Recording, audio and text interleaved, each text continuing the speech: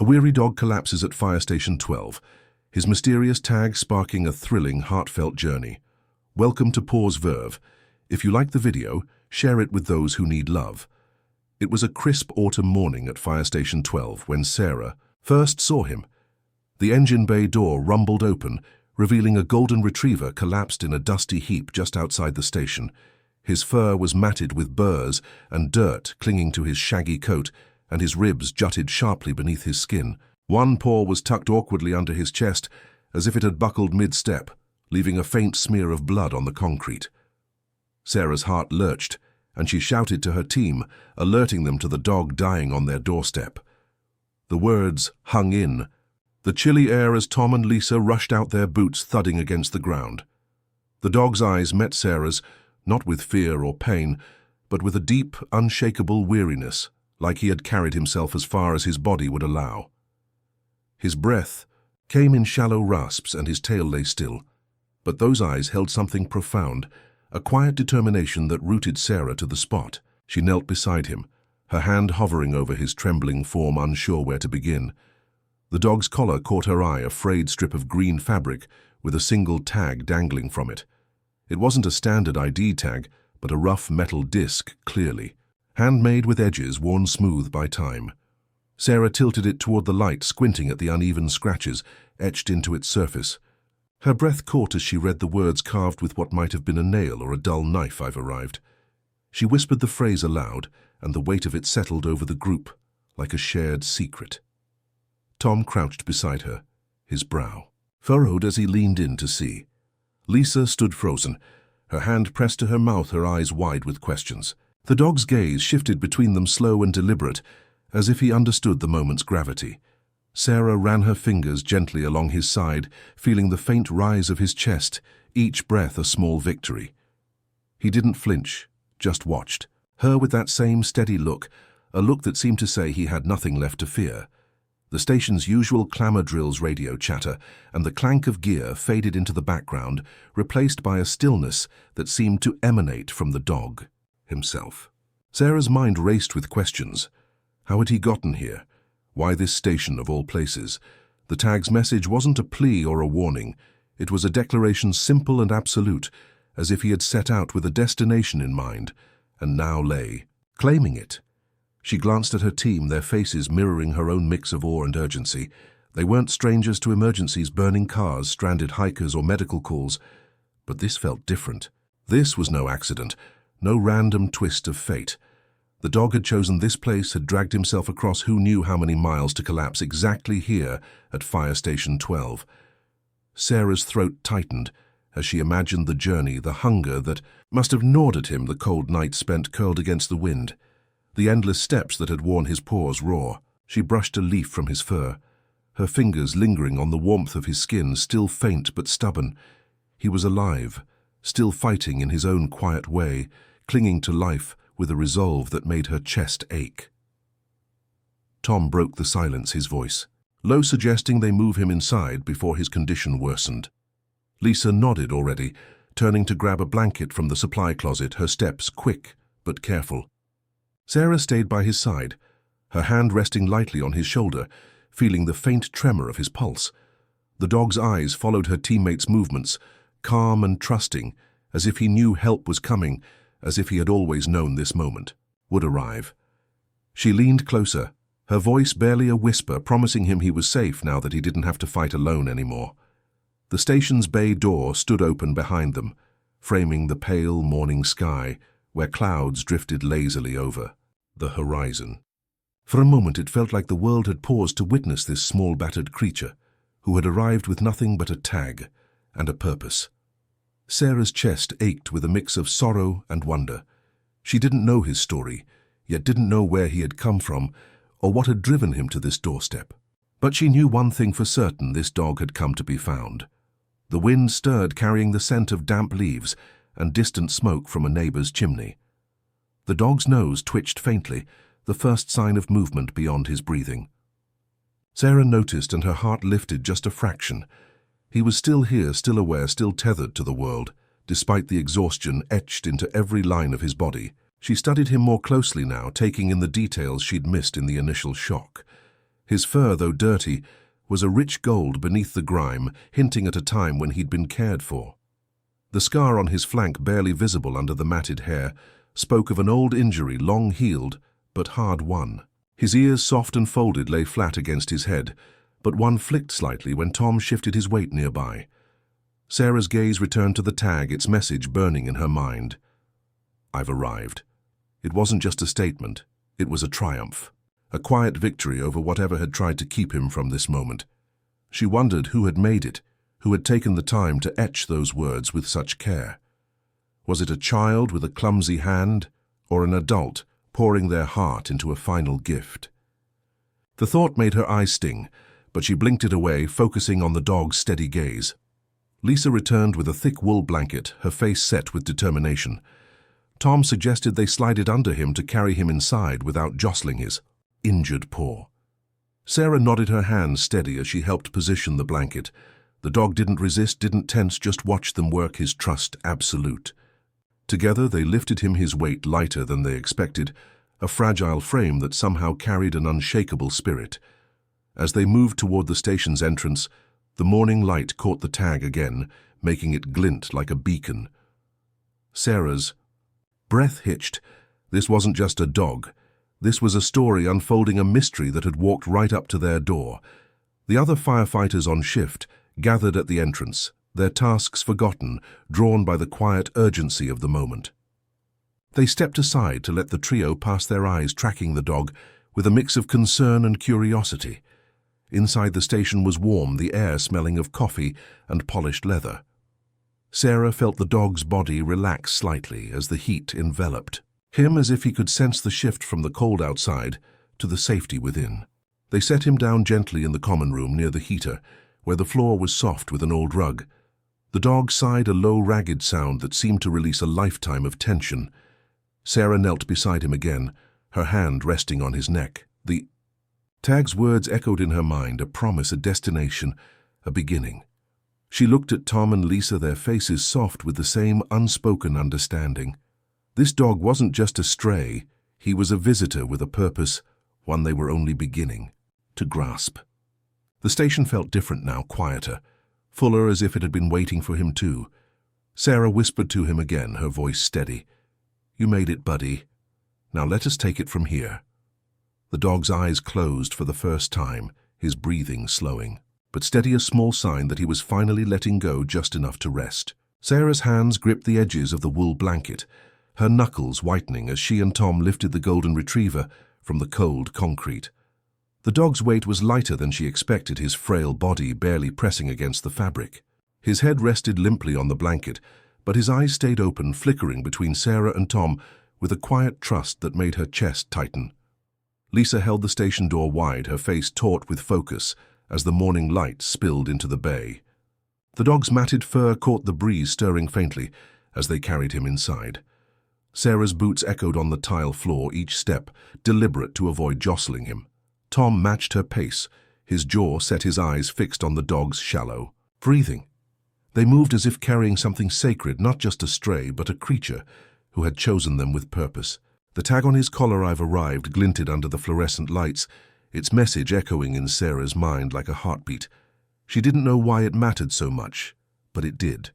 The station's common room was warm, the smell of coffee lingering. From the morning brew, Jake the rookie hovered nearby, his hands stuffed in his pockets, unsure but eager to help.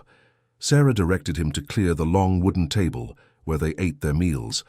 Jake scrambled to push aside mugs and a half-finished crossword, shoving them onto a counter. Lisa grabbed a stack of clean towels from the supply closet, spreading one over the table to make a soft surface. Sarah and Tom eased the dog onto it, their movements slow and synchronized. His body settled with a faint sigh, his eyes half closing, as if the warmth of the room was already soothing him. Sarah stepped back, her hands still tingling from the weight of the blanket. She watched his chest rise and fall, each breath a small victory. The station felt different, now quieter, as if the dog's presence had pressed pause on their usual chaos. The team gathered around the table, their faces a mix of concern and curiosity. Tom knelt beside the dog, his hands hovering over the matted fur, checking for wounds. Sarah joined him, her fingers brushing along the dog's side. feeling for anything, broken or swollen. His ribs were stark under her touch, but there were no obvious injuries, just the old scar on his flank, a jagged line, long, healed, but rough.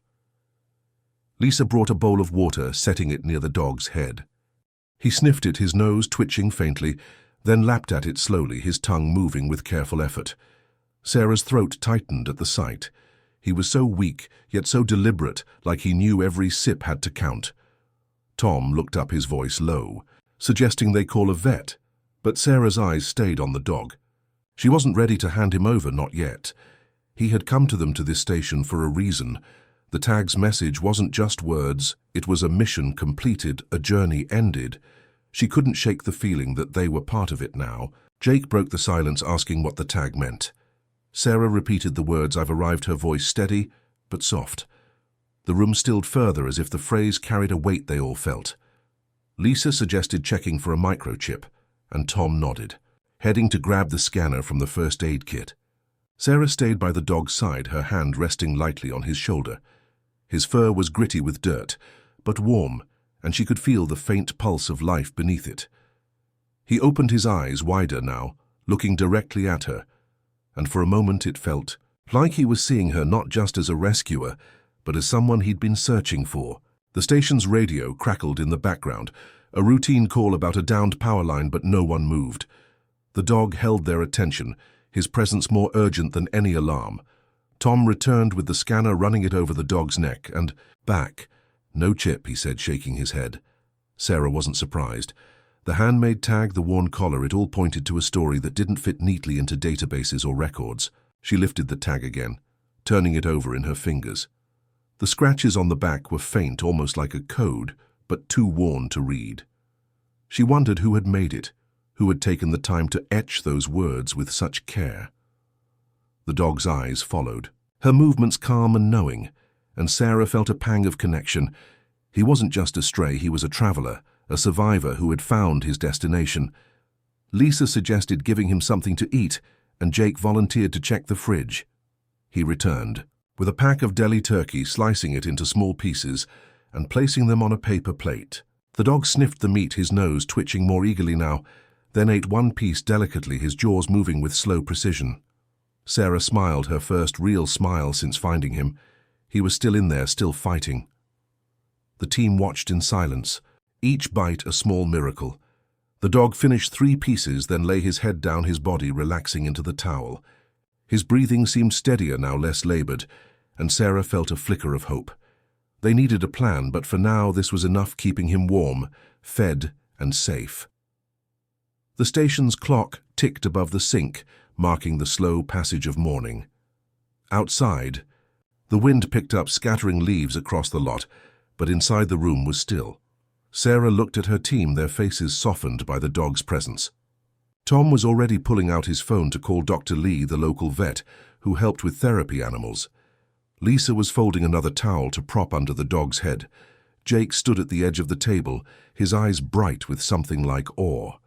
Sarah realized they were all in this together, now bound by this small battered creature who had arrived at their door. She thought about the tag again, its message a promise kept. He had made it, but to where? To them, to this moment. She didn't know his name or his past, but she knew he belonged here, at least for now. The dog's eyes closed his body, sinking deeper into the towel. Sarah stayed by his side, her hand resting on his shoulder, unwilling to break the connection. The station would keep moving, calls would come, trucks would roll out, but for this morning they were here with him. She whispered to him again, promising he was safe, promising they wouldn't let him go. The words felt like a vow, one she didn't fully understand, but one she meant with every fiber of her being. The dog's tail twitched once, a faint acknowledgement, and Sarah's heart swelled. He had arrived, and they were ready to meet him wherever his story led next. The common room of Fire Station 12 was a cocoon of warmth and quiet focus, as Sarah and her team tended to the golden retriever, now resting on the towel-draped table. His frail body seemed to sink into the soft fabric, his breathing slow but steady, as if the station's embrace was already mending something deep within him. Sarah stood closest, her hand still resting on his shoulder, feeling the faint warmth of his fur beneath her fingers. Tom was at the dog's side, his eyes scanning for any sign of distress while Lisa adjusted the towel under his head to keep him comfortable. Jake lingered nearby, holding the paper plate with the remaining turkey slices, his young face lit with a mix of worry and hope. The dog's eyes were half open now, watching them with a calm that felt almost deliberate, like he knew he was in safe hands. Sarah checked his scar again, the rough, jagged line on his flank that told of some long-ago struggle. It was healed, but poorly, as if no one had tended it properly. She wondered what else he had endured, what battles had brought him to their doorstep, with that tag "I've arrived" etched in metal. Tom suggested cleaning him up to check for hidden injuries, and Sarah nodded her mind, still turning over the mystery of the tag. Lisa brought a bowl of warm water and a soft cloth, dipping it carefully and handing it to Sarah. She began wiping the dirt from his fur, starting at his neck, where the collar had rubbed it raw. The dog didn't flinch, his gaze steady, as the cloth moved over his matted coat, revealing patches of golden fur that still held a faint shine. Each stroke felt like an act of trust, like they were peeling back layers of his journey to find the dog he had been before the hunger and the miles. The room was silent, save for the soft splash of water and the occasional hum of the heater kicking. Jake set the plate down and grabbed another cloth, joining Sarah in cleaning the dog's legs where twigs and mud had tangled into knots. The dog's tail twitched faintly, a small sign of life that made Sarah's heart lift. She glanced at Tom, who was gently lifting each paw, checking for cuts or swelling. "Nothing," he murmured, "but these pads are worn thin. He's been walking a long time." The words hung heavy, confirming what they all suspected: this dog had traveled far, maybe farther than they could imagine. Sarah moved to his face, wiping the dust from around his eyes, which blinked slowly in response. She spoke to him softly, telling him he was doing great, that they were here for him. His ears flicked at her voice, and for a moment she thought he might try to lift his head, but he stayed still, conserving his strength. Lisa brought a second bowl of water, this one for drinking, and set it near his muzzle. He sniffed it, then lapped at it again, his tongue moving with the same careful precision as before. Sarah watched each sip, her mind racing with questions about his past. Who had he belonged to? Where had he started this journey? The tag was their only clue, its message both a declaration and a mystery. She reached for it again, turning it over in her fingers, feeling the rough edges where someone had carved those words with purpose. The scratches on the back were still illegible, but they felt like a map to somewhere important. Tom finished checking the dog's paws and stood stretching his back. He suggested they keep him warm and monitor him for a few hours before deciding on a vet visit. Sarah agreed, her instinct telling her to give him time to rest here where he had chosen to come. Jake offered to grab a blanket from the bunk room and darted off, returning with a thick fleece throw that smelled faintly of laundry detergent. Lisa draped it over the dog's body, tucking it around his sides to trap the warmth. His breathing deepened slightly, as if the blanket was a signal to let go of some unseen burden.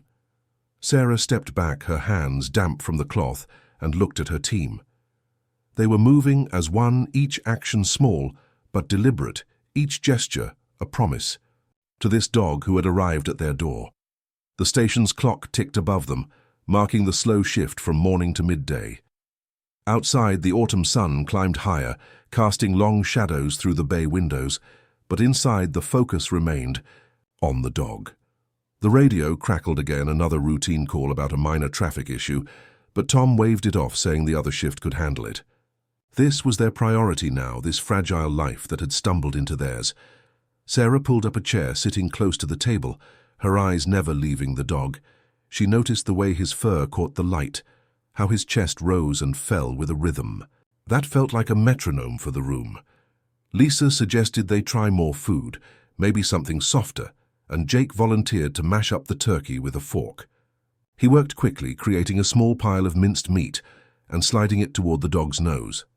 The dog sniffed it, his interest stronger now, and ate a few bites, his jaws moving slowly but steadily. Sarah's chest loosened at the sight, a small victory in a morning filled with uncertainty. She thought about the tag again, its message, a beacon that had guided him here. He wasn't just surviving, he was claiming this moment, this place. Tom sat on the floor beside the table, his hand resting lightly on the dog's back. "He's tough," he said, his voice low but warm. Sarah nodded her mind, drifting to the miles, This dog must have crossed the nights spent under stars or in the rain. She imagined him limping through fields or along highways, driven by some inner compass that pointed to Station 12. The thought was both heartbreaking and awe-inspiring. Lisa joined Sarah by the table, her eyes soft as she watched the dog eat.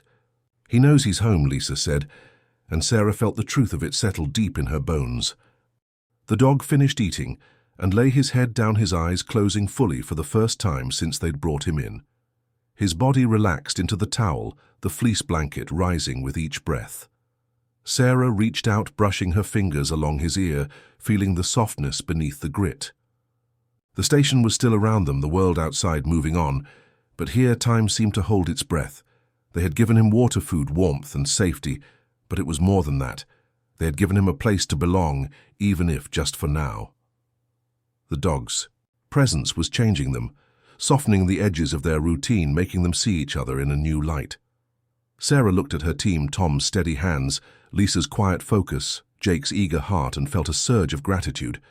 They were in this together, bound by this dog, who had arrived with nothing but a tag and a story they were only beginning to understand. She leaned closer to him, whispering that he was safe, that they would figure this out together. His tail twitched.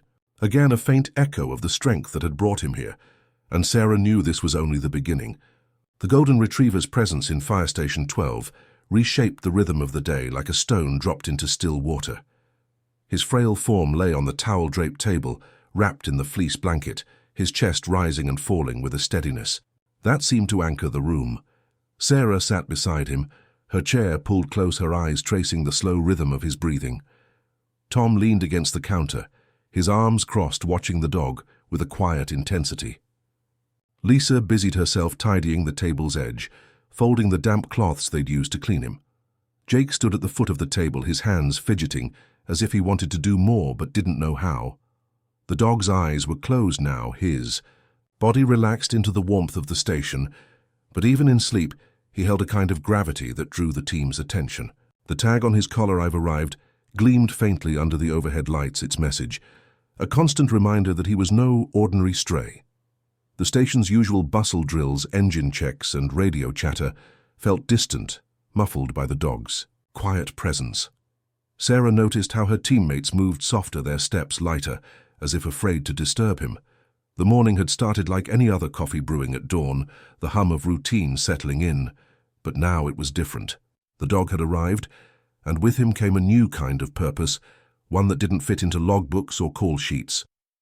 Sarah's mind kept circling back to the tag, its handmade scratches a puzzle she couldn't yet solve. She glanced at Tom, who met her eyes, and nodded as if he felt the same unspoken shift. Lisa paused, her tidying, her hands still for the first time since they'd brought the dog inside. Jake shifted his weight, asking if they should name him something temporary.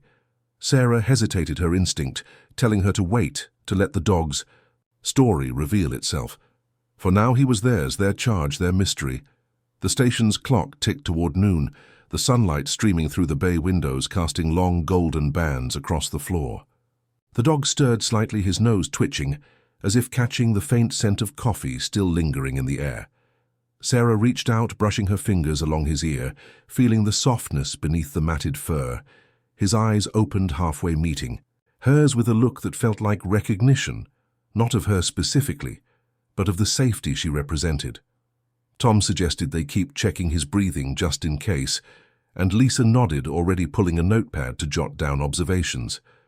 Jake volunteered to stay by the table during lunch prep, saying he didn't mind missing a meal. Sarah smiled at his eagerness, seeing in him the same pull she felt to protect this dog who had chosen their doorstep. The radio crackled with a minor call about a smoke alarm malfunction, but Tom waved it off, saying the secondary crew could take it. The dog was their focus now, his presence weaving a thread through the team that made them feel more connected, more present. Sarah noticed how they lingered in the common room, even those not directly involved in his care. Other firefighters passing through slowed their steps, peeking at the table, their faces softening at the sight of him. The station was a place of action, of urgency, but today it was a place of stillness, and that stillness was changing them. Sarah thought about the tag again, its message a beacon that had guided him here. She wondered if he had known this was a fire station, if some memory of kindness had drawn him to their door. The idea was both heartbreaking and beautiful. A dog carrying a spark of hope through miles of hardship to find them. Lunch came and went with the team eating in shifts, so someone was always with the dog. Jake brought a sandwich to the table, taking bites between glances at the dog's chest. Lisa heated up leftover soup, sharing it with Sarah. As they sat near the table, their voices low to avoid waking him. Tom ate, standing his eyes never straying far from the dog. The dog slept through it all, his breathing deep, and even a sign he was settling into the safety of the station. Sarah watched him, her mind drifting to the journey he must have endured. The worn pads of his paws, the thinness of his frame, the scar. On his flank all spoke of a life hard-lived. Yet here he was, resting as if he had always belonged. She thought about the people who passed through the station, the families they helped, the strangers they saved. This dog was different. He wasn't a victim or a call, he was a visitor who had chosen them. The tag's message echoed in her thoughts. I've arrived. It wasn't just about reaching a place, it was about finding a home, even if temporary. Sarah felt a surge of responsibility, not just to care for him, but to honor the trust he had placed in them. She looked at her team, seeing the same resolve in their eyes. Tom was already planning to call Dr. Lee again to schedule a checkup. Lisa was sketching a rough timeline of the morning's events to keep track of his condition. Jake was quietly rearranging chairs to make more space around the table. They were a unit now bound by this dog who had arrived with nothing but a tag, and a story they were only beginning to understand. The afternoon brought a new wave of quiet activity.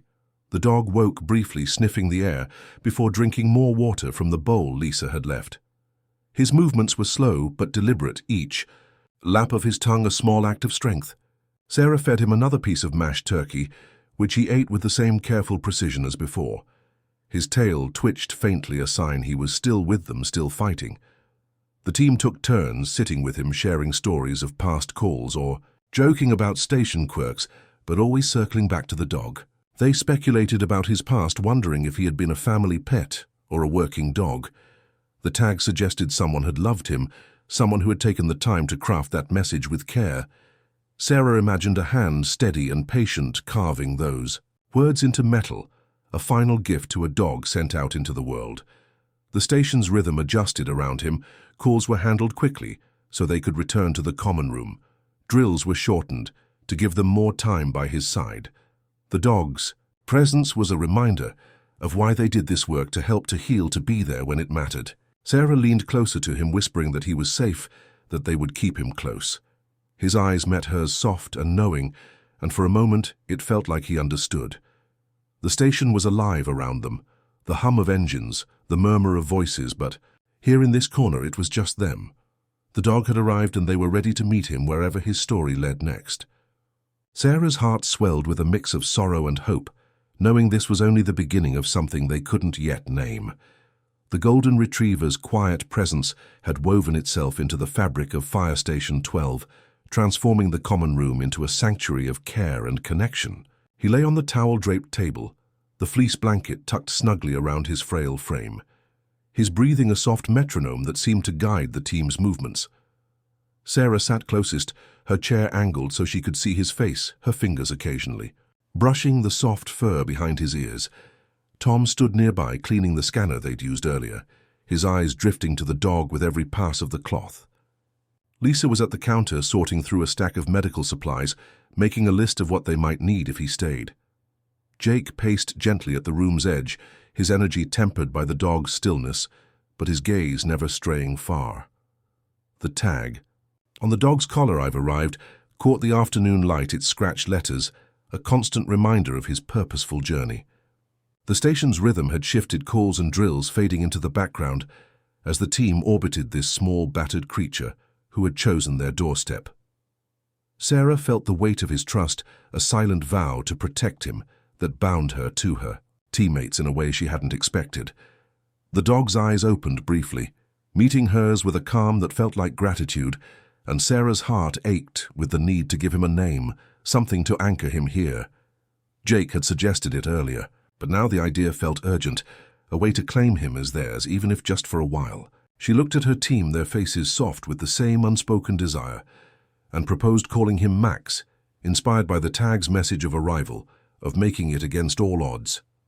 Tom nodded, a faint smile, breaking through his usual stoicism. Lisa set down her pen, agreeing it felt right. Jake grinned, repeating the name softly as if testing its fit. Max, they all said together, and the word settled over the room like a blessing. The act of naming him seemed to deepen the bond forming between Max and the team. Sarah leaned closer, whispering his name to him, watching his ears twitch at the sound. His eyes stayed on her, soft and knowing, as if he recognized the gift of being named. Tom set the scanner aside and pulled up a chair, sitting opposite Sarah, his hands resting on his knees as he studied Max. "He's already part of this place," he said, his voice low but warm. Sarah nodded, feeling the truth of it, in the way the station had rearranged itself around Max. Lisa suggested building him a proper bed, something more permanent than the table. Jake jumped at the idea, offering to scavenge materials from the supply room. He returned with a wooden crate and an old sleeping bag, one Tom had left in the bunk room months ago. Lisa helped him set it up near the large bay window, where the afternoon sun poured in, warming the tiles. They lined the crate with the sleeping bag, folding it carefully to create a soft nest, then added another towel for extra cushioning. Sarah and Tom gently lifted Max from the table, their movements slow to avoid startling him.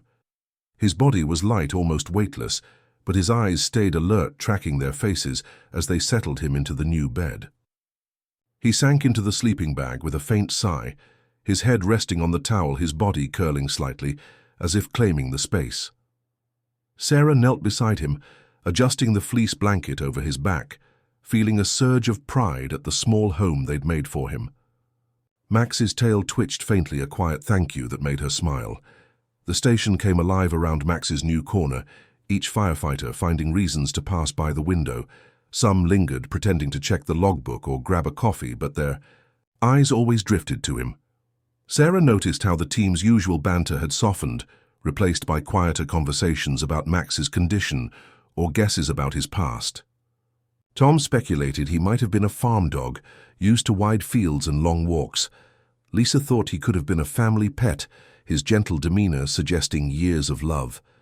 Jake wondered if he'd been trained for something specific, maybe search and rescue, given his determination to reach the station. Sarah listened, her mind turning over the tag's message, "I've arrived."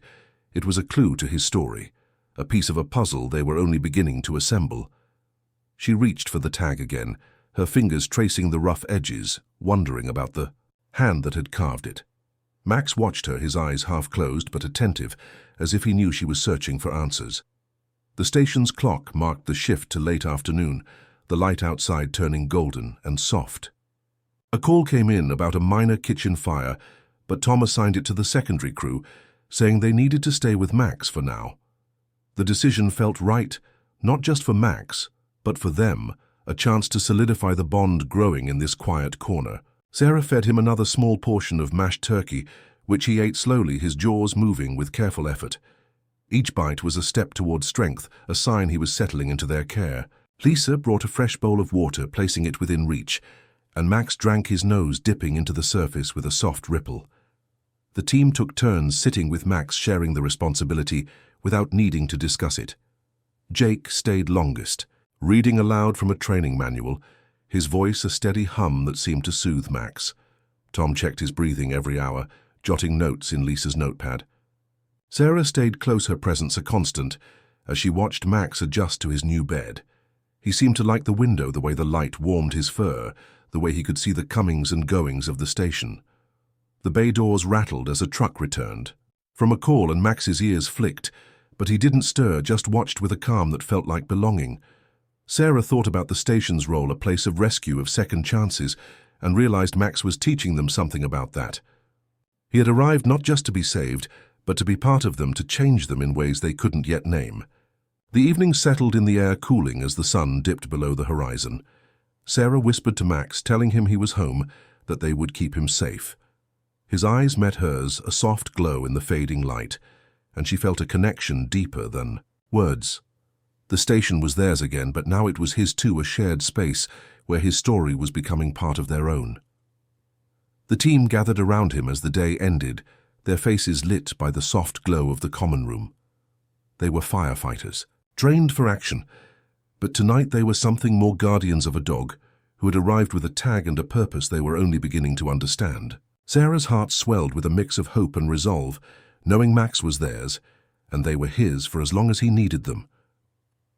The golden retriever Max had settled into his new bed by the bay window of Fire Station 12, his frail body cradled by the folded sleeping bag and towel, a faint warmth radiating from his fur as the morning sun streamed through the glass. Sarah knelt beside him, her fingers resting lightly on his shoulder, watching his chest rise and fall with a steadiness that felt like a small miracle.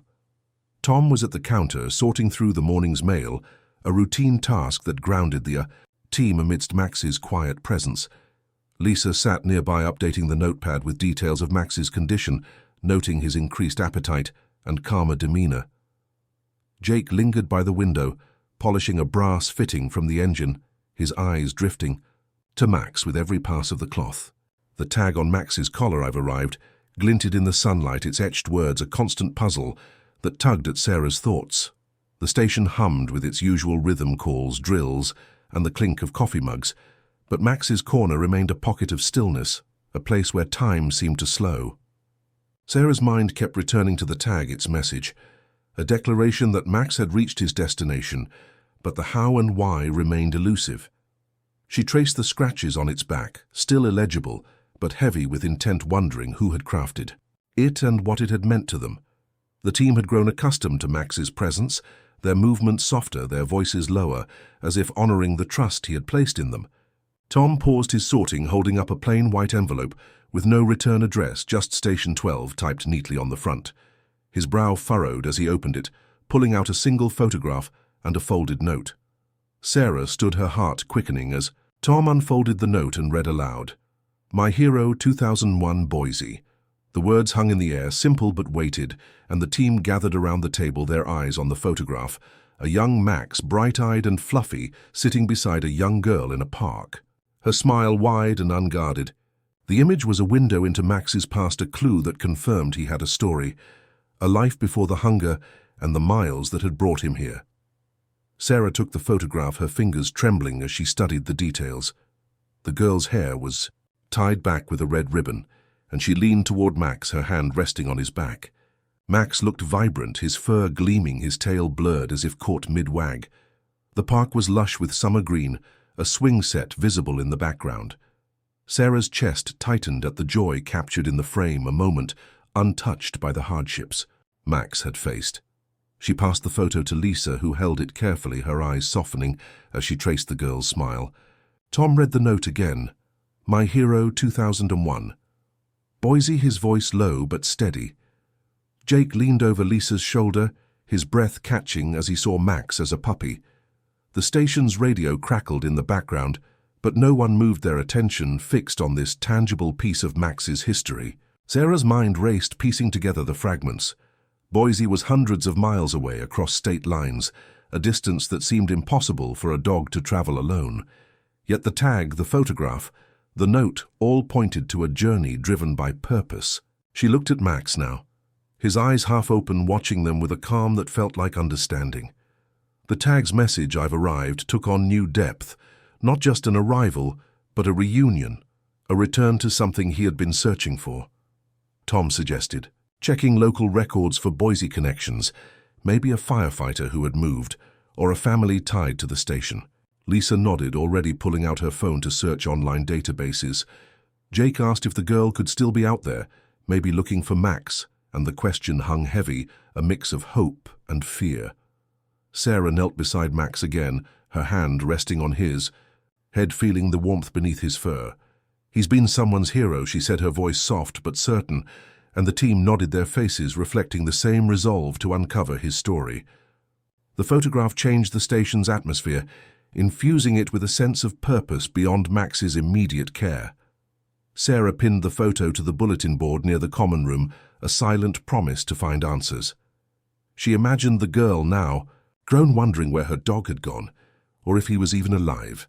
The note's simplicity. My hero suggested a bond, deep and unspoken one, that had shaped Max into the dog who had limped to their doorstep. Tom called a contact at a Boise fire station, asking about any known golden retrievers from that era. Lisa scrolled through missing pet forums, her fingers flying over the screen as she searched for matches. Jake stayed by Max, reading the note aloud to him, as if the words might spark a memory. Max's ears flicked at the sound, his gaze steady and knowing. Sarah thought about the miles he must have crossed, the rivers and roads the night spent under stars or in the rain. The scar on his flank, the worn pads of his paws, the thinness of his frame, all spoke of a journey that should have broken him. Yet here he was, resting in the station's warmth, his tag a testament to his strength. She fed him another small portion of mashed turkey, which he ate with slow, careful bites, his tail twitching faintly. Lisa brought fresh water, and Max drank his nose, dipping into the bowl with a soft ripple. The team's care was instinctive now, each action a step toward understanding him. Sarah looked at the photograph again, the girl's smile a beacon in the mystery. She wondered if Max had been her protector, her confidant, her reason to feel brave. The station's clock ticked toward evening, the light outside fading to a soft grey. A call came in about a minor gas leak, but Tom assigned it to the secondary crew, saying Max needed them more. The decision was unanimous, a reflection of the bond they were building with this dog, who had arrived with a photograph and a note that hinted at a life they were only beginning to uncover. The evening settled over the station, the bay windows, reflecting the glow of the common room's lights. Sarah sat by Max, her hand resting on his shoulder, as he slept, his breathing deep and even. The photograph on the bulletin board seemed to watch over them, a reminder that Max's story was bigger than this moment. She thought about the girl in the park, the hand that had written "My hero," the person who had carved the tag with such care.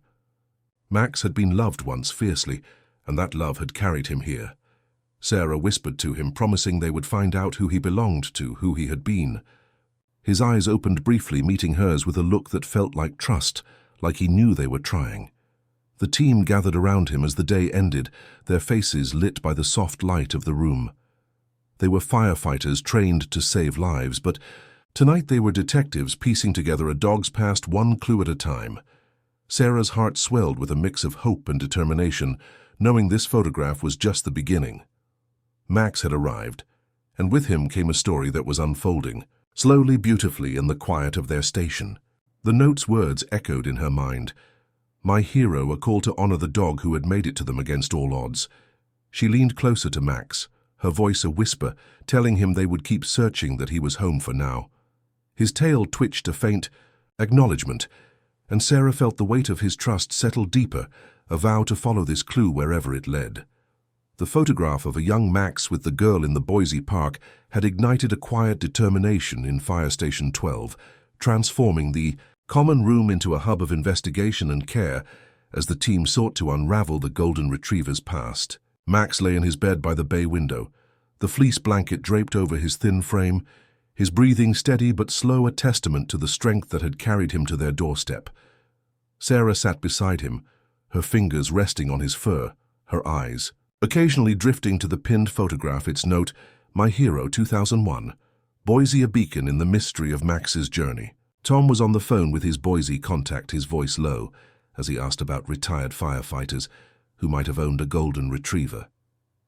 Lisa scrolled through her laptop, cross-referencing missing pet reports from the early 2000s, her brow furrowed with focus. Jake stood by the bulletin board, sketching a timeline of Max's possible path from Boise to their small town, his pencil scratching softly against the paper. The tag on Max's collar, I've arrived, glinted in the morning light, its etched words, a constant reminder that his arrival was no accident. The station's rhythm had adapted to Max calls handled swiftly, drills shortened to allow more time for research and care. Sarah's mind churned with the image of the girl, her smile wide, her hand on Max's back, wondering if she was still out there searching for him. The note's simplicity suggested a bond, deep and enduring one, that had shaped Max into the dog who had limped to their station. Tom hung up the phone, his face lit with a lead. A retired firefighter named Margaret Wilson had moved to their area 3 years ago after losing her husband. She had mentioned a golden retriever to a mutual friend, one who had vanished during the chaos of her relocation. Sarah's heart quickened as Tom dialed Margaret's number, the room falling silent as the call connected. a shaky voice answered, and when Tom mentioned the dog at Station 12, there was a long pause followed by a trembling, "You found him." The words were a spark igniting the team's hope, and Sarah looked at Max, his eyes half open, as if he sensed the shift in the air. Margaret arrived at the station that afternoon. A woman in her late 60s with grey hair pulled into a loose bun and a worn cardigan that hung loosely on her frame. She limped slightly, favoring her left leg, and her eyes were bright with a mix of fear and anticipation as she stepped through the bay doors. Sarah met her at the entrance, guiding her to Max's bed, where he lay curled in the sleeping bag, his head resting on the towel. The moment Margaret saw him, her hand flew to her mouth, a sob catching in her throat. Max lifted his head, his eyes locking onto hers, with a recognition that stopped the room. Sarah's chest tightened as Margaret dropped to her knees beside him, her hands trembling as she reached out.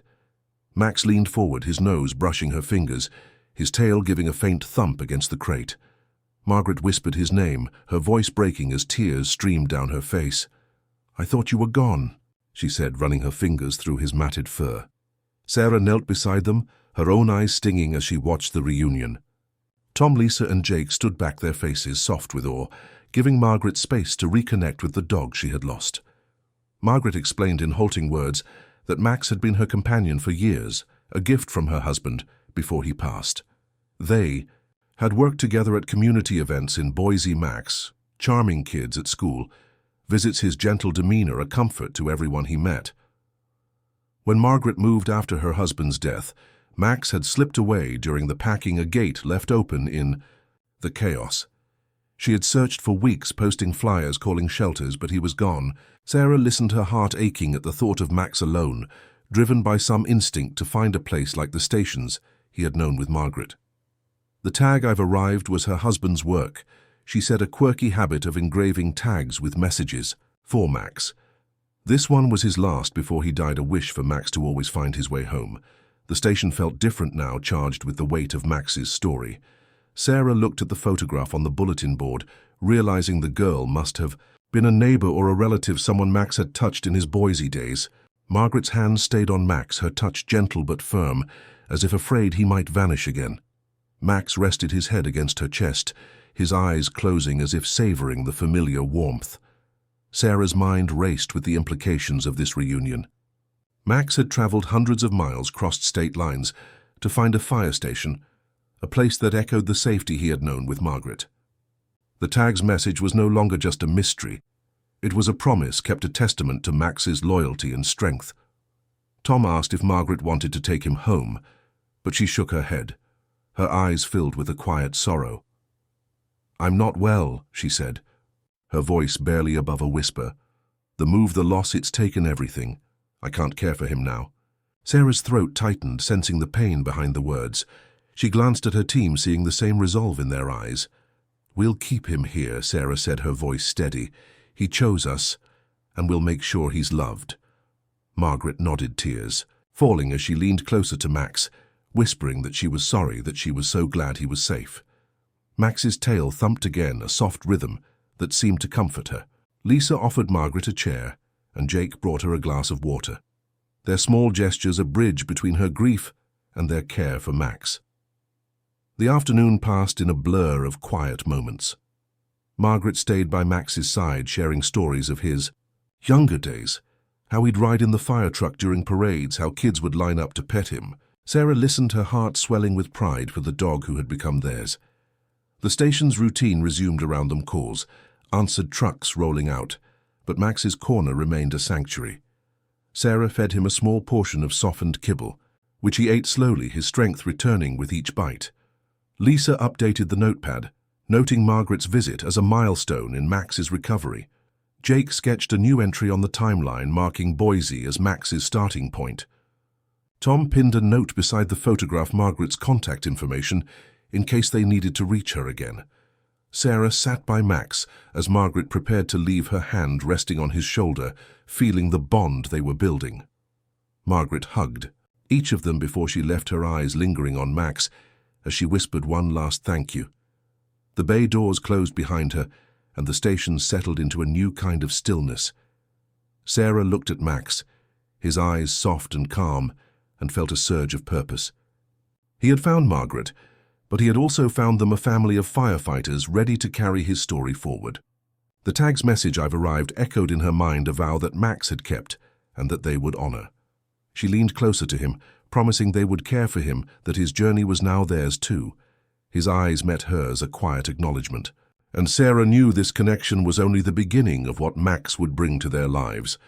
The reunion with Margaret had left Fire Station 12 steeped in a quiet reverence. As the golden retriever Max rested in his bed by the bay window, his frail body nestled in the sleeping bag, his breathing a soft rhythm that anchored the team's. "Focus!" Sarah sat beside him, her hand resting lightly on his fur, her eyes tracing the faint glow of the tag, "I've arrived," which seemed to pulse with the weight of his journey from Boise to their doorstep. Tom leaned against the counter, his arms crossed, his face softened by the memory of Margaret's tears. Lisa was at the table updating the notepad, with details of the visit, her pen moving steadily, as she noted Max's calm response to his old owner. Jake stood by the bulletin board, staring at the photograph of young Max, and the girl, his fingers tracing the note, "My hero, 2001 Boise," as if it might reveal more secrets. The station's rhythm had shifted, calls and drills fading into the background, as the team grappled with the reality of Margaret's words that she was too ill to take Max home. Sarah's heart ached at the thought of Margaret's loss, not just of Max, but of the life she had known with him and her husband. The tag's message now carried a deeper meaning, a promise Max had kept by finding a place of safety, even if it wasn't with Margaret. The team had vowed to care for him, but the weight of that promise settled heavily as they faced the question of his future. Sarah looked at Max, his eyes half open, watching her with a trust that felt like a call to action. The station was his home now, but the knowledge of Margaret's illness cast a shadow, one that demanded a decision both practical and heartfelt. Tom broke the silence, suggesting they discuss what keeping Max long-term would mean logistically and emotionally. Lisa nodded, setting her pen down, her eyes meeting Sarah's with a shared resolve. Jake turned from the board, his voice quiet but firm, saying Max deserved to stay where he was loved. Sarah felt the truth of it in her bones, but the path forward was unclear, a tangle of rules and responsibilities that would test their commitment to the dog, who had arrived with a tag and a story. The station's common room felt smaller now, as the team gathered around Max's bed, their faces lit by the soft afternoon light filtering through the window. Sarah spoke first, her voice steady, proposing they make Max a permanent part of the station, at least for as long as Margaret couldn't care for him. She thought of the chief, a stickler for regulations, who might balk at a pet in the living quarters. Tom nodded, adding that they'd need to clear it with him and ensure Max's health was stable enough for the long haul. Lisa suggested contacting Dr. Lee again to get a full assessment of Max's condition, something to guide their planning. Jake volunteered to build a more permanent bed, maybe with a ramp, to help Max move easier as he gained strength. The ideas flowed naturally, each one a step towards solidifying Max's place among them. Sarah knelt beside him, feeding him a small portion of softened kibble, which he ate slowly, his tail twitching faintly with each bite.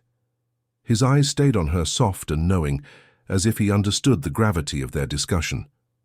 She thought about Margaret's stories of Max at Boise events, his gentle presence a comfort to kids and firefighters alike. That spirit was still in him. She could see it in the way he leaned into her touch, the way he watched the team with quiet gratitude. The station's radio crackled with a minor call about a fallen tree, but Tom waved it off, saying the secondary crew could handle it.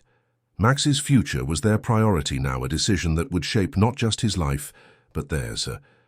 Sarah's mind drifted to the tag, its message, a vow that Max had fulfilled by reaching them.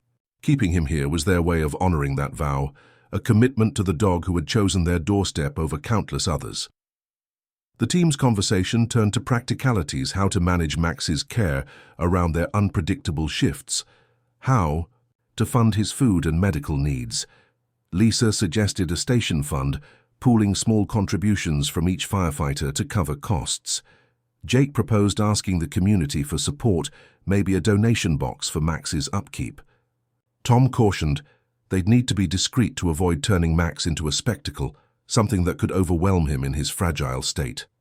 Sarah listened, her heart swelling with pride at their willingness to adapt to make room for this dog who had arrived with nothing but a tag and a story.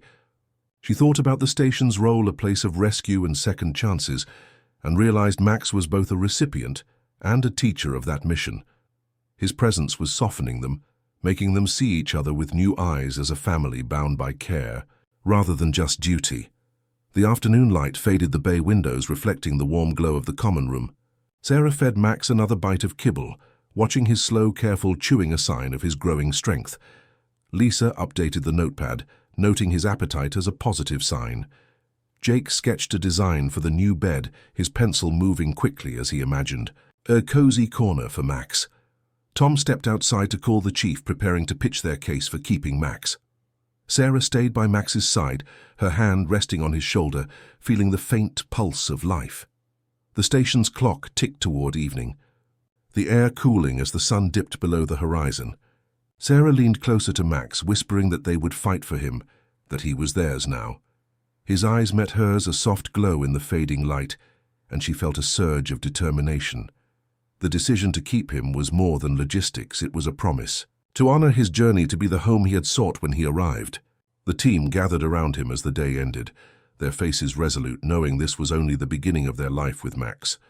Max's bed by the bay window had become the heart of Fire Station 12, his golden fur catching the morning light as he rested in the sleeping bag, his tag, "I've arrived," a quiet testament to the journey that had brought him to their doorstep.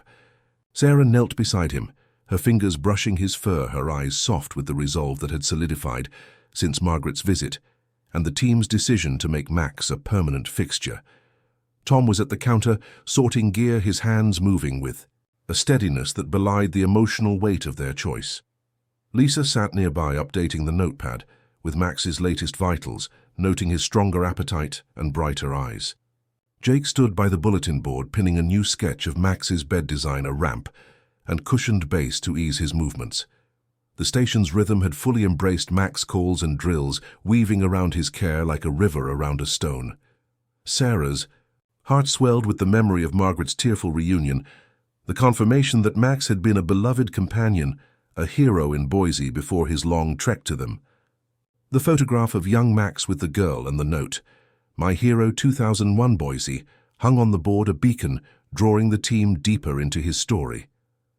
Word of Max's arrival had begun to spread beyond the station, carried by whispers from the secondary crew to neighbors and local shopkeepers. By mid-morning, the station's front bell rang, and a woman from the nearby bakery stood at the door, holding a box of dog biscuits, her eyes bright with curiosity. She'd heard about the dog who'd collapsed at the station and wanted to help. Sarah thanked her, placing the biscuits near Max's bed, where he sniffed them, his tail twitching faintly. The visit was the first of many, a trickle of townsfolk, drawn to the story of the dog, who had arrived with a tag and a purpose, transforming the station into a place of pilgrimage. The community's embrace grew steadily, each visitor bringing a small offering that deepened Max's place in the town. A retired teacher dropped off a knitted blanket, her hands trembling as she described her own dog lost years ago. A group of schoolchildren arrived with their teacher, clutching drawings of golden retrievers in fire hats, their giggles filling the common room as they peeked at Max. Sarah pinned the drawings around the bulletin board, creating a collage that brightened the space. Tom welcomed each guest, his usual gruffness softened by their kindness, while Lisa catalogued the gifts in the notepad, biscuits, blankets, a chew toy shaped like a bone. Jake took to guiding visitors to Max's corner, explaining his story with a quiet pride that made Sarah smile. Max watched it all, his eyes brighter now, tracking each new face with a calm that seemed to soothe them. Sarah fed him a biscuit softened with water, which he ate slowly, his jaws moving with growing strength. She thought about the tag, its message, a bridge between Max's past and the community now claiming him. The station's radio crackled with routine calls, but the team handled them quickly, eager to return to Max's side. Dr. Lee, the local vet, arrived in the afternoon, her visit arranged by Tom to assess Max's health. She examined him gently, her hands moving over his frame, noting his thinness but praising his resilience. "He's old," she said, "but content, not in pain, just tired from his journey." Sarah's chest loosened at the words, a confirmation that their care was helping. Dr. Lee suggested a diet plan and promised to check in weekly, volunteering her time in honor of Max's story. The station felt alive with purpose, each visitor, each gift a thread weaving Max deeper into the town's fabric. The bulletin board soon overflowed with drawings and notes, prompting Jake to start a second one, dubbed Max's Corner. A teenager left a poem about a dog who found home after wandering, and Sarah read it aloud to Max, his ears flicking at her voice. A hardware store owner dropped off a small heater to keep Max's bed warm, his gruff voice softening as he patted Max's head. Sarah noticed how the visitors lingered, not just to see Max, but to feel the station's warmth, the sense of something good unfolding. She thought about Margaret alone now, but connected to Max through their care. The tag's message, "I've arrived," resonated anew, a declaration that Max had found not just a station, but a community. Lisa suggested creating a logbook for visitors to sign away to capture the stories they shared. Jake decorated the cover with a sketch of Max's tag, and the EI'd first entry came from a young boy who wrote, "Max makes me feel brave." Sarah's eyes stung as she read it aloud, the team gathering around Max's bed, their faces reflecting the same quiet awe. Tom handled a call about a minor flood, but returned quickly, slipping Max a piece of turkey from his lunch. The station's rhythm had become a dance of duty and devotion, each action a tribute to the dog who had arrived against all odds. Sarah whispered to Max, promising they would keep this love alive, that he was theirs and the town's now. His eyes met hers, soft and steady, and she felt a surge of gratitude for the community rallying around him. The day ended with the station glowing under the evening light, Max's bed surrounded by gifts and drawings, a testament to his impact. Sarah leaned closer to Max, her voice a vow, telling him they would protect this bond, that his story was growing beyond their walls. His tail thumped once, a faint echo of the strength that had brought him here, and Sarah knew this was only the beginning of Max's legacy in their town. Max's presence in Fire Station 12 had transformed it into a beacon of quiet connection. His bed by the bay window, a shrine of warmth, where the golden retriever rested his fur glowing softly under the morning sun as the tag, "I've arrived," dangled. From his collar, a symbol of his improbable journey from Boise to their doorstep. Sarah sat beside him, her hand resting on his shoulder, her eyes tracing the steady rise of his chest, now stronger than when he'd collapsed outside the station. Tom was at the counter organizing the day's schedule, his glances toward Max frequent, and soft, a far cry from his usual focus on protocol. Lisa updated the visitor logbook, her pen scratching as she recorded the latest gifts, a plush bone, a hand-stitched pillow with Max's name embroidered in blue. Jake stood by Max's corner, the bulletin board now spilling over with drawings, poems, and notes from townsfolk, their words a chorus of gratitude for the dog who had arrived with a story. The station's rhythm pulsed around Max, calls answered. Swiftly, drills adjusted to ensure someone was always near his bed.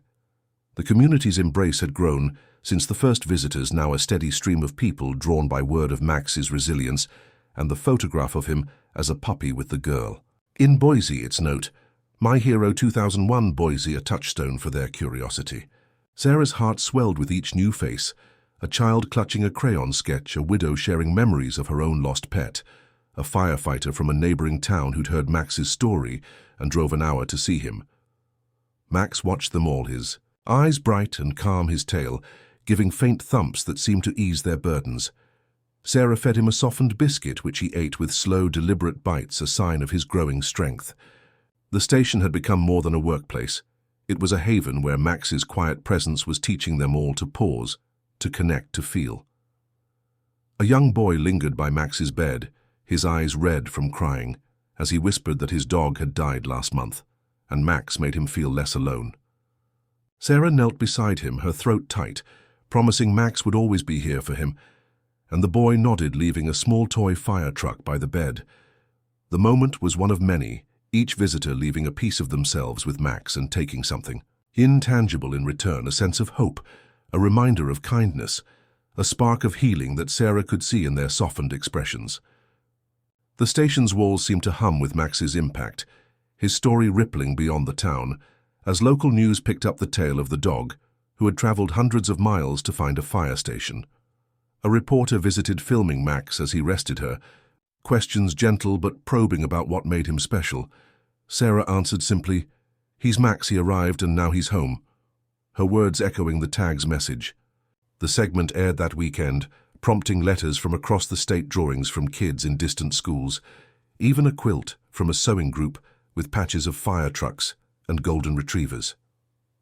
Lisa pinned the letters to Max's corner, creating a second board when space ran out. Tom read one aloud from a nurse who wrote that Max's story helped her through long hospital shifts, a reminder to keep going. Jake started a scrapbook for the letters, his sketches adding color to the pages. Sarah noticed how Max's presence was softening the team's edges, Tom joking more, Lisa sharing stories of her childhood dog, Jake, opening up about his fears as a rookie. The station's radio crackled with a call about a minor car accident, but Tom assigned it to the secondary crew, saying Max needed them here. Sarah fed Max another biscuit, watching his tail thump as a group of schoolchildren arrived their teacher, holding a banner that read, "Thank you, Max." They sat around his bed reading stories, their voices a gentle hum that made Max's ears flick. Sarah thought about Margaret, now connected to Max through their care, her illness a shadow, but her love for him a light that guided their efforts. The tag's message, "I've arrived," was a vow Max had kept, and now the community was keeping it too, claiming him as their own. Dr. Lee stopped by to check Max's health, her smile warm as she noted his improved weight and energy, suggesting short walk soon to build his strength. Sarah's chest loosened at the news, a sign that Max was thriving in their care. The station's routine had become a tapestry of duty and devotion, each action a tribute to Max's impact. A local artist painted a mural on the station's outer wall, Max sitting proudly by the fire truck, his tag gleaming under a starry sky. Visitors paused to admire it, leaving notes in the logbook about how Max had touched them. A teenager wrote, "Max makes me believe in second chances," his words echoing Sarah's thoughts as she watched Max rest. The station's clock ticked toward evening, the light outside fading to a soft purple. Sarah whispered to Max, promising they would keep this love alive, that he was changing them all. His eyes met hers, steady and knowing, and she felt a surge of gratitude for the community he had drawn together. The team gathered around him as the day ended, their faces lit by the glow of the common room. They were firefighters trained to save lives, but Max was teaching them to save something deeper, a sense of connection that bound them to each other and the town. Sarah leaned closer to Max, her voice a vow, telling him they would carry his story forward, that his arrival was only the beginning. His tail thumped once, a quiet acknowledgement, and Sarah knew Max's impact was growing, a ripple that would touch lives far beyond their station. The scrapbook lay open on the table, its pages filled with letters and drawings, a testament to the dog who had arrived with a tag and a purpose. Sarah's heart swelled with pride and hope, knowing Max was theirs, a hero not just to the girl in Boise, but to everyone who met him now. The station was alive with his presence, a place where love and resilience met, and Sarah felt certain that Max's story was only beginning to unfold its quiet magic. Max's bed by the bay window remained the heart of Fire Station 12, his golden fur dulled by age, but still catching the pale winter light as he rested in the sleeping bag, his tag. "I've arrived," a quiet reminder of the journey that had brought him from Boise to their doorstep. Sarah sat beside him, her hand resting on his shoulder, her eyes tracing the slow rise of his chest, now more labored than the days when he first arrived. Tom was at the counter, checking the station's log, his glances toward Max, frequent and heavy, with unspoken worry.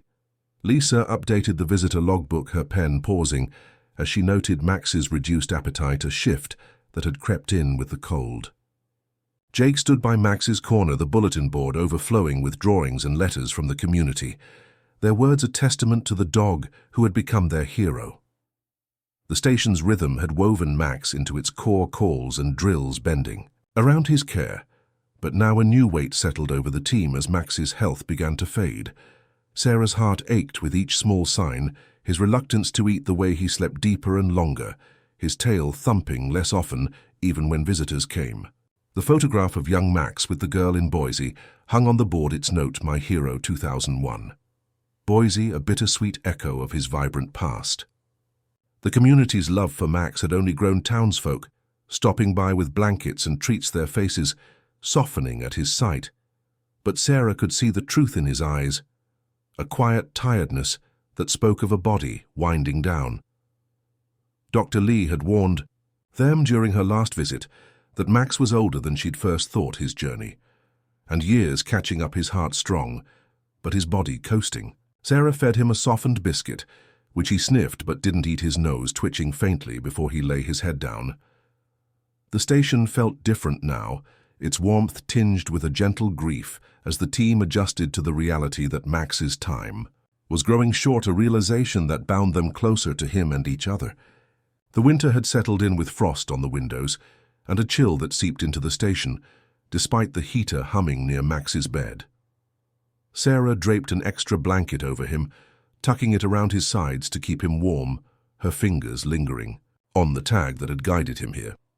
Tom suggested taking Max on short outings to lift his spirits, maybe a slow walk in the park or a drive to the nearby lake. Lisa nodded, planning a schedule to ensure Max had company for these trips, her practicality a shield against the worry in her eyes. Jake volunteered to build a padded stretcher for easier transport, sketching a design with wheels and a soft base. The team's care was instinctive now, each action a way to make Max's days count. Sarah thought about Margaret, whose occasional visits brought stories of Max's Boise days, but also a reminder of her own fragility. The tag's message, "I've arrived," was a vow Max had kept, but now it felt like a call for the team to help him rest in the home he'd found. A group of schoolchildren visited, leaving a stack of cards with messages like, "Max, you're our hero," their voices soft as they sat by his bed. Sarah read one aloud, her throat tight, as Max's ears flicked at the sound. The station's radio crackled with a call about a minor fire, but Tom assigned it to the secondary crew, saying Max needed them. More. Sarah leaned closer to Max, whispering that they were here, that he was loved, her voice a steady anchor in the quiet. His eyes met hers, soft and knowing, but dimmer now, a sign that his strength was ebbing. The community's love continued to pour. In a quilt from a local church, a painting of Max by the station's mural. A letter from a boy who wrote, "Max helps me not be scared." Sarah pinned the letter to Max's corner, her hands trembling as she felt the weight of his impact. The team began a journal called Max's Days, each member writing a line per shift to capture his moments. Tom wrote, "Max looked at me today and I felt whole." Lisa noted, "Max slept through the snow but woke when I sang." Jake added, "Max's tail thumped when the kids came, he's still here." Sarah's entry was simple, "Max is our heart and we're his." The journal was a way to process the quiet grief, creeping in a way to hold on to Max even as he slipped. Dr. Lee returned her examination gentle, but her face somber as she confirmed Max's decline. "He's not in pain," she said, "but he's tired. You'll want to make these months count." The words settled over the team, a call to cherish every moment. Sarah organized outings, taking Max to the park, where he lay in the grass, his nose twitching at the breeze. Tom drove him to the lake, the water sparkling, as Max watched from the stretcher, his eyes bright for a fleeting moment. Lisa walked him through the station's garden, a slow loop that left him panting but content. Jake captured these moments in photos, pinning them to Max's corner, a gallery of love against the inevitable. The station's clock ticked toward evening, the light fading to a soft grey. Sarah fed Max a small portion of mashed turkey, which he nibbled his effort a gift to them. The community's presence was a constant now, visitors leaving notes in the logbook, their words a chorus of gratitude. A woman shared how Max's story helped her grieve her father, a firefighter who had loved dogs. Sarah listened, her heart full, yet heavy, knowing Max was touching lives even as his own waned. The station was a sanctuary, its walls echoing with Max's quiet strength. Sarah leaned closer to Max, her voice a vow, promising they would make every day special, that his legacy would live on. His tail thumped, once a faint echo of the dog who had arrived, and Sarah felt a surge of love and resolve, knowing they were giving him the home he deserved in these final days. The winter night was heavy with snow, as Fire Station 12 stood bathed in the soft glow of its common room, where Max the golden retriever lay in his bed by the bay window, his frail body nestled in the sleeping bag, his tag I've arrived, a final testament to the journey that had brought him from Boise to their doorstep. Sarah knelt beside him, her hand resting on his fur, her eyes tracing the faint rise of his chest, now so slow it seemed to pause between breaths. Tom sat nearby. His hands clasped his face, etched with a quiet grief that mirrored the team's.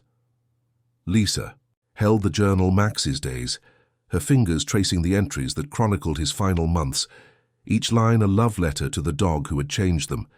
Jake stood by Max's corner, the bulletin board a tapestry of drawings, letters, and photos. From a community that had claimed Max as their own, the photograph of him with the girl in Boise. Its note, "My hero, 2001. Boise, a cornerstone of his legacy." The station's rhythm had slowed to a hush, calls and drills fading as the team gathered around Max, sensing the end was near. Sarah's heart ached with the weight of his decline, his once bright eyes now dim, his tale still since the afternoon. The community's love had never wavered, townsfolk, leaving candles and notes outside the station. Their words a chorus of gratitude for the dog who had arrived against all odds. Dr. Lee had visited that morning, her voice gentle, as she confirmed Max was slipping away, his body at peace, but ready to rest. Sarah fed him a final bite of mashed turkey, which he didn't take, his nose brushing her hand in a gesture that felt like goodbye.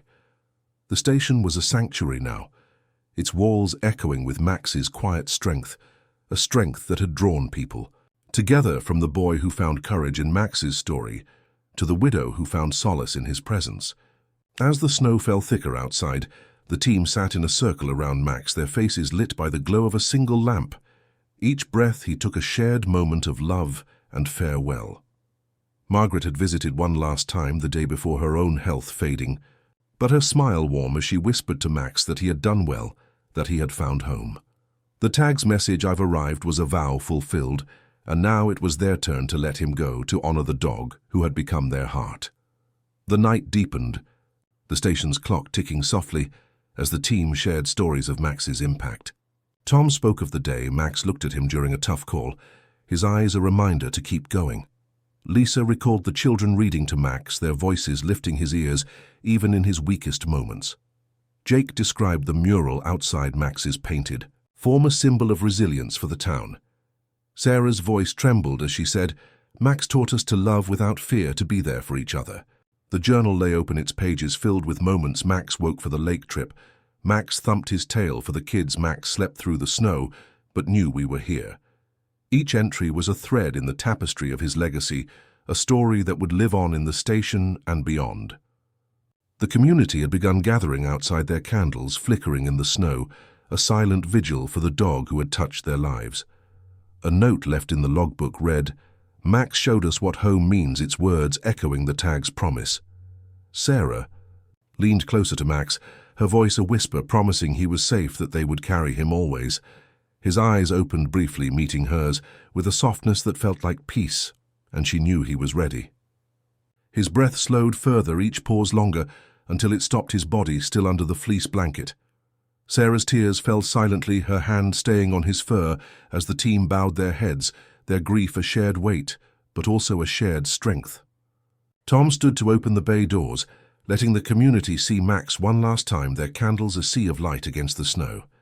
Lisa wrote the final entry in the journal, "Max left us tonight, but he's still here in us, in this town." Jake pinned a photo.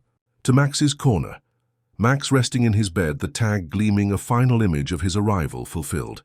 The town gathered the next day, their faces heavy but warm, as they shared stories of Max's impact. A child left a drawing of Max with wings, a hero flying home. A firefighter from a neighboring station spoke of how Max's story inspired his crew to adopt a stray. Sarah listened, her heart full yet broken, knowing Max had changed them all. The team planted a tree outside the station, its roots deep in the soil where Max had collapsed that first day.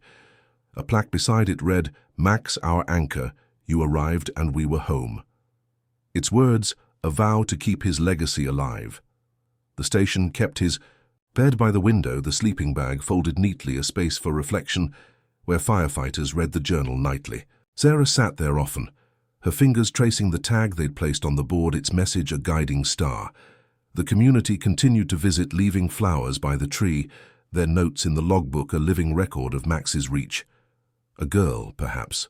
The one from the Boise photo, now grown, sent a letter saying she'd heard of Max's journey and knew he was her childhood friend, thanking the station for giving him a home. Sarah read it aloud to the team, their eyes bright with tears and pride.